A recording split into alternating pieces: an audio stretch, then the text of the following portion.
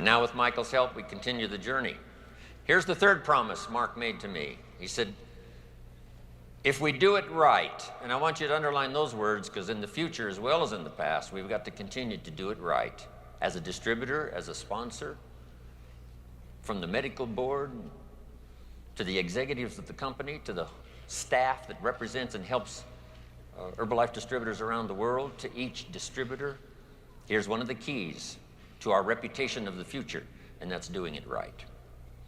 And we can borrow the clues from the past because we've done it right that has brought us to this incredible year after 24 years in business. We've done it right, and we're going to continue to do it right. Here's what he said.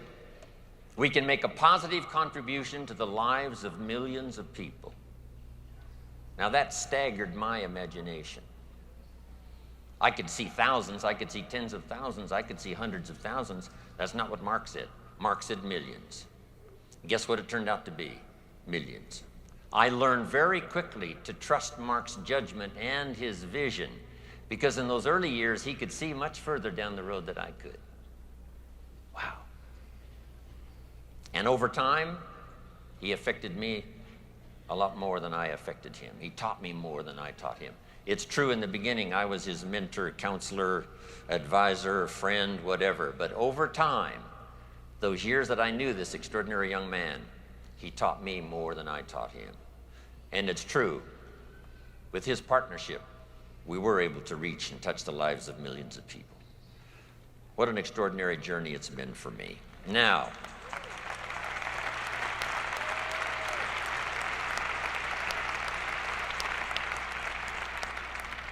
some good advice, here's the list.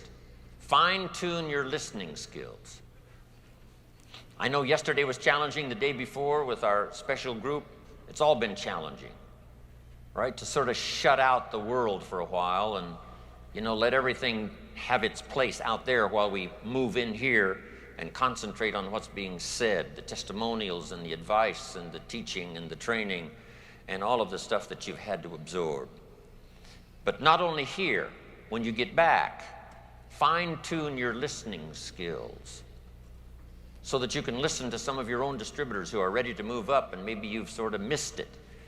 And now if you go home and say, I'm going to listen better now than I've ever listened before and see if I can't find some more leadership to gather up, help build the organization that will bless everybody's fortune and future.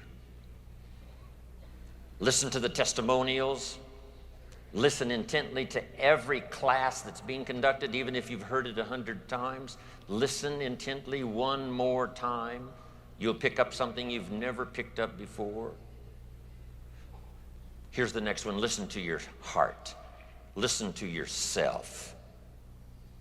Especially you that have been with Herbalife 5 years, 10 years, some of you 20, 24 years. Listen to your heart again about what you want to do further with Herbalife.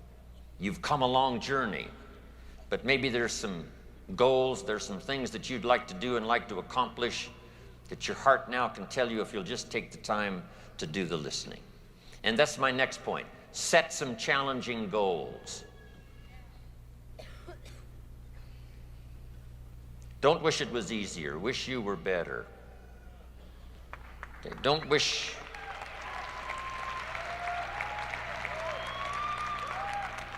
for less problems. Wish for more skills. Set some goals that'll make you stretch. Become more than you ever thought you could become.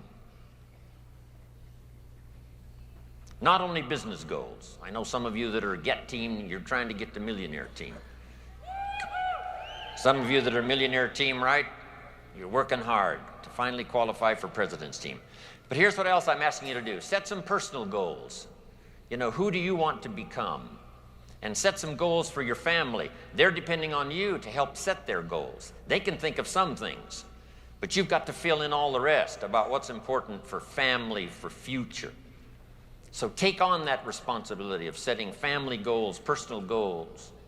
If you're married, it's goals for your marriage. If it's friendship, it's goals for your friendship. If it's financial security, it's goals for financial security. All the things you can think of, because here's what can happen with the Herbalife opportunity so ready to serve you. we can make all those dreams come true. If you'll step up, think of more things than you ever thought of before. Here's the deal. Reasons make the difference in how your life works out. When I first met my mentor, I'm 25 years old. He said, Mr. Rohn, I think you've got enough desire. I think you certainly have enough ambition. You're certainly willing enough. Probably what you need now is enough reasons to change your life. And if you have strong enough reasons, you'll get up a little earlier and stay up a little later. Listen a little more carefully if you have enough reasons. So I'm asking you, while you're here, spend some time on that. And especially when you get home, find some time to get away. You and your husband, you and your wife, get away, set those goals, get together with the family, set some more goals, get together with your organization when you get back, set those goals. If you haven't found 2 or 3 leaders to work with, go find them. Set the goals. I'm going to find 2 or 3 people to work with me, and we'll just blow this city wide open. We'll make this state, right, sit up and take notice of Herbalife.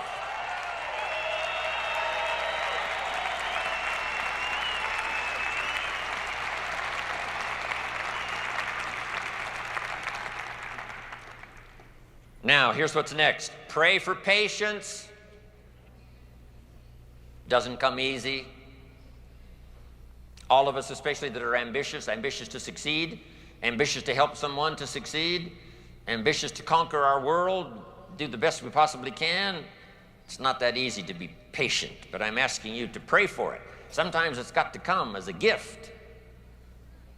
That you'll be patient with your people, you'll be patient with your customers. Some are easy and some are difficult.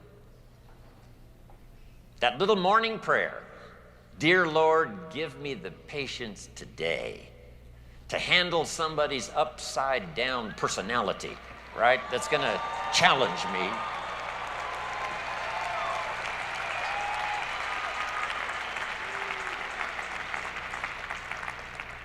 I'm asking you to pray for a little patience with the company. You know, the transition has been long, 3+ years. And now, right, getting things meshed to work together, and it's coming together. Things are really happening now fairly swiftly. But give the company a little time. If we make a promise and something happens and something's a little delayed, have a little patience. Here's the last one. Have some patience with yourself. Just, you know, you got to sometimes just sit down and just take it easy. And just take it easy on yourself. You'll get there. You'll learn. You can change. You can grow. Here's my next bit of advice on this dramatic day. Find some extra courage. Here's number 1, to make the tough decisions. I don't know what all the decisions you had to make to get here. That's probably a good start. When you get home, you're going to have to make some more, but reach down inside. Some of the answers are outside. Some of the answers are in these incredible products. Some of the answers come from our history and our legacy. Right? Some come from our reputation. Some come from those that are surrounded. But here's the deal. The tough decisions you have to make all by yourself. And the courage to do that comes from inside. We're here to support you all the way. This is part of the Herbalife tradition. Helping each other to succeed. Wishing each other well.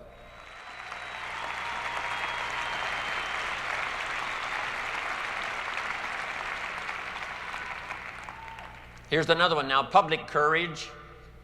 You know, we're going to bump around, right? Some other people, maybe bruise a few egos along the way of other companies and other traditions and other things that are happening out there, but be willing to take a unique stand for Herbalife in public. We've now got an incredible public image. Let's keep it going. Have the courage to speak up for Herbalife. Here's the next one now, private courage. When no one else is around and you've got to dig deep inside to make decisions you haven't made before. Here's a good list. Have the courage to change. If you need to change, then change. If you need to read, then you've got to do your reading. If you need to listen, you've got to do your listening. If you need to grow, then you've got to start growing. If you need to be a better example of the Herbalife success story, then just ask for strength and help and get on course and just go.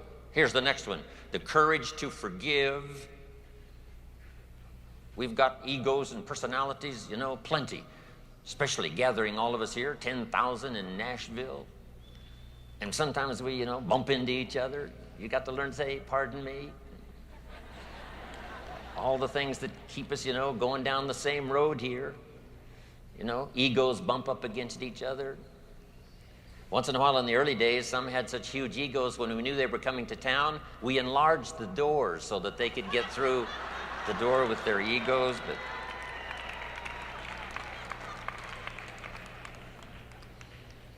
here's the key, the courage to have a touch of humility. No matter how grand and glorious your success might be, a touch of humility will make you more sophisticated than you can imagine and will make your story shine brighter. Remember, the poor must be taught not to be cynical, but the rich must be taught not to be arrogant. Here's the next one, the courage to compromise. When to make things work in your local community, your local organization, the STS, whatever it is, to compromise, give a little, someone else will give a little, you give a little, right?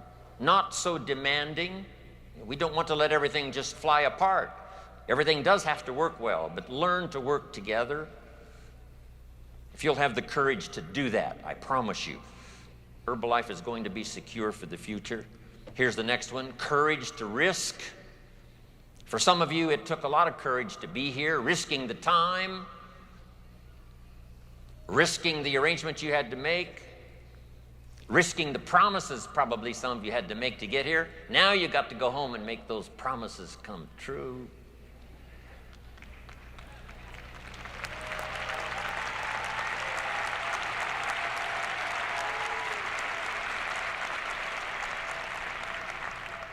Have the courage to invest your time. We've got a limited supply. The courage to invest your emotion, your heart, your soul. The unique thing about Mark Hughes, his heart and spirit was right out there to be invested.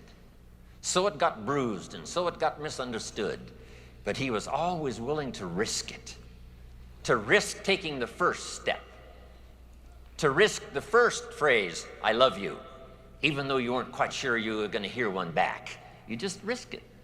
Let it go. Next,